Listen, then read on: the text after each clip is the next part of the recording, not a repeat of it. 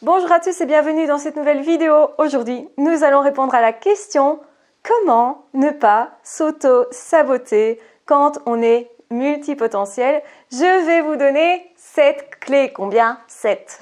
Eh oui.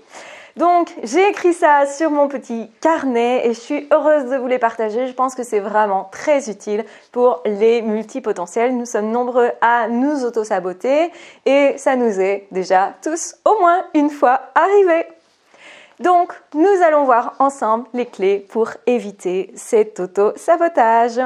Alors, la première grosse clé que je vous donnerai, c'est arrêter de se comparer toujours aux autres, de prendre les autres comme référence et de se reprocher de ne pas fonctionner pareil, de ne pas être pareil, de ne pas faire pareil, d'être différent tout simplement. Vous avez le droit d'être différent, vous avez le droit de vibrer pour plein de choses, vous avez le droit aussi de sembler un peu perdu, égaré dans plein de passions, de sembler procrastiner, de sembler en fait être en dehors de votre chemin. En réalité, il y a toujours des liens entre vos différentes passions. Vous ne les verrez pas forcément tout de suite, mais il faut parfois attendre que les choses se mettent un peu en place. Et c'est justement toute la subtilité du multipotentiel qui est super créatif. À partir de quand? À partir du moment où il a plusieurs passions. Plusieurs passions veut dire, tiens, je vois une façon d'aborder les choses par là. Est-ce que cette façon de faire pourrait aussi être utile dans un autre domaine? Et c'est là qu'on devient créatif. C'est parce que justement, on associe des choses de différents domaines qui correspondent à nos passions, qui nous préoccupent parce qu'on est beaucoup aussi dans notre esprit. On est beaucoup en train de réfléchir, parfois en train de tester des choses et ça paraît peut-être incohérent vu de l'extérieur. En réalité, ça ne l'est pas. Et c'est comme ça qu'on trouve des super idées. Et c'est comme ça que les autres sont impressionnés parce qu'ils nous disent « Comment tu as fait pour trouver ça? C'est exceptionnel! Comment tu as pensé à appliquer tel ou tel principe dans un autre domaine ?» Et on comprend que effectivement tout est en interaction. Nous ne fonctionnons pas sans voir les liens dans différentes matières à l'école, dans différentes passions, dans différents comportements humains même. Donc on va associer, tiens, telle personne a fait ça, et du coup, là-bas, il y a une réaction. Et on sait qu'il y a des interactions, et on voit ces interactions-là, et c'est une richesse incroyable. Donc, gardez bien vos caractéristiques, vos subtilités, votre créativité, parce que franchement, le monde a besoin d'avoir des points de vue décalés sur les choses. C'est comme ça qu'on trouve des solutions aussi à certains problèmes. Il faut effectivement changer de point de vue pour résoudre des problèmes. Et ça, c'est typique des multipotentiels. La société ne sait pas combien elle a besoin des multipotentiels et le multipotentiel lui-même ne sait pas combien la société a besoin de lui en fait. Donc n'oubliez jamais ça, cessez de vous culpabiliser, de vous comparer et de prendre les autres en référence. Vous pouvez être votre propre référence ou un autre multipotentiel qui serait épanoui, par exemple, un petit clin d'œil au nom de cette chaîne, eh bien, ce serait votre point de référence. Et vous vous diriez, mais pourquoi? Si cette personne s'épanouit en étant multiple, pourquoi pas moi? Donc ça, c'était notre premier critère, notre premier tuyau pour arrêter l'auto-sabotage quand on est multipotentiel. Le deuxième critère qui caractérise l'auto-sabotage chez le multipotentiel, ce serait de vouloir s'interdire de faire plusieurs choses plus ou moins en même temps. Donc ça voudrait dire vouloir faire qu'une chose, se conformer un petit peu et rester tout le temps dans une catégorie. J'ai ce diplôme-là, je reste dans ce domaine. Voilà un exemple. Donc, je ne vais pas expérimenter d'autres choses. Pourtant, moi, je ressens le besoin d'aller voir ailleurs, de justement m'étonner de d'autres domaines, de prendre plaisir à vivre dans d'autres domaines, de rencontrer d'autres personnes. Mais je me dis, c'est peut-être pas trop bon pour moi, les autres font pas ça. Donc ça aussi, c'est en point de comparaison avec les autres. On se dit, non, je peux pas fonctionner comme ça fonctionne pas, je perds sûrement mon temps, mon énergie. Et du coup, j'essaye de me convaincre que la meilleure chose pour moi, c'est, de rester dans ce domaine et dans un seul domaine. Bien entendu, vous allez constater que vous n'êtes pas heureux comme ça, que vous allez fonctionner à l'inverse de vous-même. Dans tous les cas, je pense que c'est un affront à soi-même de faire ça. que du coup, c'est de l'auto-sabotage. C'est un manque de respect pour soi. C'est justement s'empêcher d'être lumineux, s'empêcher d'être soi, c'est toujours de l'auto-sabotage. Donc s'il vous plaît, acceptez-vous. Allez vers vous-même. Dites-vous, ok, la première personne qui doit être mon ami, c'est d'abord moi. Et je vais montrer que ça fonctionne, parce que oui, ça fonctionne, hein, en fait.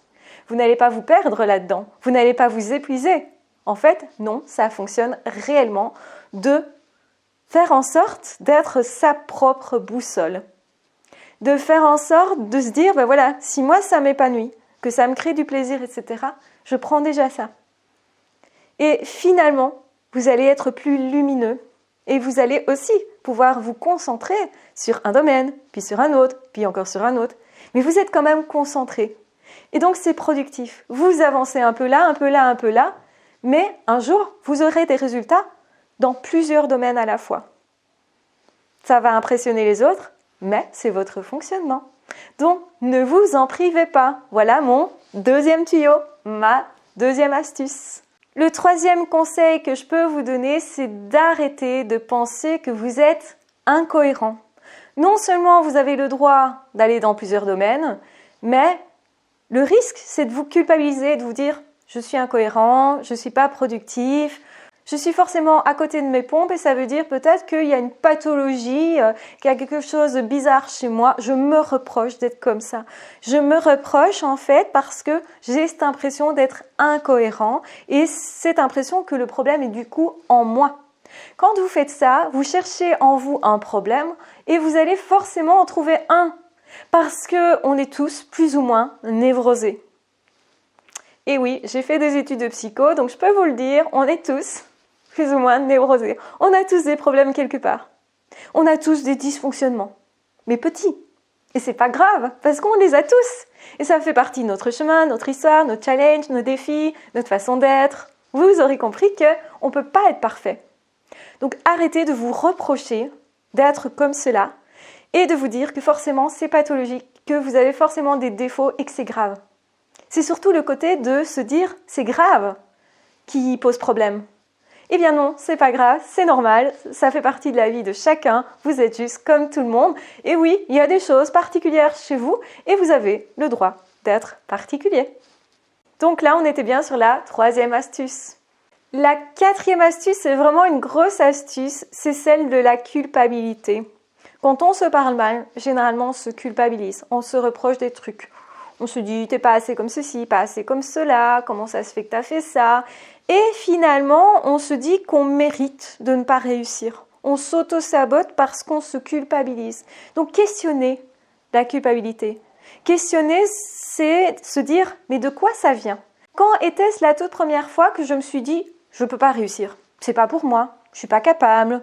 Non, parce que peut-être j'ai fait quelque chose dans le passé, j'ai été rejetée, du coup je suis sûrement coupable de quelque chose. Ça, c'est un raccourci de pensée. Il y a beaucoup d'enfants qui, quand ils ne sont pas accueillis, acceptés, ils vont se dire c'est de ma faute. Donc je suis coupable. Et si je suis coupable, je ne peux pas réussir. Et donc je vais m'empêcher en m'auto-sabotant au niveau de mon potentiel, au niveau de mes possibilités. Ça peut être au niveau relationnel, comme ça peut être au niveau professionnel, comme ça peut être au niveau de l'école, comme ça peut être au niveau des passions, s'empêcher de vivre des passions par exemple, s'empêcher de vivre d'une façon ou d'une autre. Donc c'est ça l'auto-sabotage, c'est travailler contre soi, œuvrer contre soi. Pourquoi? Parce qu'on a l'impression qu'on ne mérite pas, qu'on ne vaut rien, qu'on n'est pas à la hauteur parce que de toute façon, on n'a pas essayé et en fait c'est normal parce qu'on ne veut pas les résultats inconsciemment. C'est-à-dire que si je ne suis pas acceptée, c'est que je suis en tort. Je suis en tort de quoi? Je ne sais pas exactement, mais je me considère être en tort et donc être coupable. Et donc non, je ne vais pas me donner des chances puisque je considère que je ne mérite pas, que je suis coupable de. Donc l'astuce, c'est d'aller chercher d'où ça vient ça. Est-ce que c'était familial? Est-ce que justement on m'a dit non, ne brille pas trop, tu vas avoir des problèmes? Quelles étaient les croyances qu'on m'a mis dans la tête? Pourquoi je pense que je ne mérite pas? Et pourquoi je me conforme à ça? Parce que c'est une façon aussi de se conformer. Est-ce que vraiment je ne mérite pas autre chose? Et de quoi j'ai peur? J'ai peur de la réussite? J'ai peur de l'échec? De quoi j'ai peur vraiment? J'ai peur de perdre quelqu'un? J'ai peur de quoi? Quand vous mettez le doigt sur les choses, eh bien ça vous fait moins peur. Donc il y a plein de façons de travailler sur les peurs. Si ça vous intéresse, j'avais créé une formation sur la confiance en soi pour les zèbres, les surdoués, les hauts potentiels. Et c'est très efficace aussi, cette formation-là, sur les multipotentiels. Je vous mettrai ça en barre d'infos, donc vous pouvez tout à fait visiter cette formation pour avoir les renseignements. Donc ça, c'était la 4e astuce, c'est défaire la culpabilité. Retourner à la source de votre culpabilité. Se poser la question pourquoi elle existe en moi. Est-ce que finalement, elle est encore légitime? Voilà. La 5e astuce, c'est que on s'oblige, puisqu'on est multipotentiel, à briller plus, à réussir plus qu'une autre personne. On se dit, ok, comme moi je suis différent, eh bien, je m'impose d'être plus qu'une autre personne, de donner plus, de faire plus, d'œuvrer plus et d'avoir plus de résultats. Et avec ça, on se met une pression de fou. Et c'est une façon de s'auto-saboter parce que quand on se met une pression, on ne prend pas plaisir. Si on ne prend pas plaisir, on ne prend peut-être pas le temps de la réflexion justement pour avoir l'avantage de la créativité du multipotentiel. Donc on ne prend pas de recul, on ne prend pas de plaisir, donc on n'est plus passionné. Du coup, finalement, on s'empêche d'être passionné par différents domaines, on s'empêche d'exceller tout en croyant qu'on fait tout l'inverse. Ne vous demandez pas plus qu'une autre personne. Vous êtes multipotentiel et alors? Est-ce que vous avez cette obligation de réussir? Qui, à nouveau, vous a mis ça dans la tête? Est-ce que c'était familial? Est-ce que c'est vous? Parce que vous pensez que comme vous ne méritez pas assez, vous avez besoin de vous prouver que? Parce que là, vous êtes effectivement en train de vous mettre une pression qui n'est pas légitime. En réalité, vous pouvez très bien réussir plein de choses sans vous mettre de pression. Généralement, quand on est dans le plaisir, c'est plus simple, c'est plus fluide et ça nous permet d'apprendre différemment. Généralement d'apprendre mieux en fait, surtout particulièrement quand on fonctionne avec cette particularité d'être multipotentiel. Donc en fait, on apprend mieux avec passion. On est généralement hypersensible et les hypersensibles, eh bien l'émotionnel est important pour apprendre, pour marquer le cerveau, pour marquer parce que justement on va retenir quand ça nous marque au niveau émotionnel. Donc, un petit truc, c'est que s'auto-saboter se fait aussi en s'imposant des choses et en se retirant finalement du plaisir et donc en s'enlevant nos passions. Parce que vous allez associer cette activité-là, sportive ou artistique, avec un inconfort qui va s'amplifier et devenir carrément insupportable et vous ne voudrez plus aller dans ce domaine-là. Donc, vous allez vous priver, c'est ça que ça veut dire. Et donc, on voit bien que c'est de l'auto-sabotage. Mais souvent, on n'a pas conscience quand on fait ça. Donc, prendre conscience, c'est justement prendre du recul, c'est justement pouvoir changer les choses. Et c'est pour ça que je fais cette vidéo, pour vous donner des clés. Donc, la 5e clé, c'était vraiment de ne pas s'imposer. La 6e clé, c'est se traiter comme son meilleur ami, avec bienveillance, avec encouragement et aussi en se considérant d'office, même si on est différent, même si on est autre, même si on se passionne pour plein de choses, qu'on a l'impression de courir après plein de choses et du coup de ne pas attraper grand-chose parce qu'on se disperse ou c'est l'impression qu'on en a, eh bien soyez bienveillants et dites-vous, ok, il y a une logique derrière, il y a un fonctionnement différent, donc je me laisse aussi être qui je dois être et je me fais confiance comme je le ferais pour mon meilleur ami.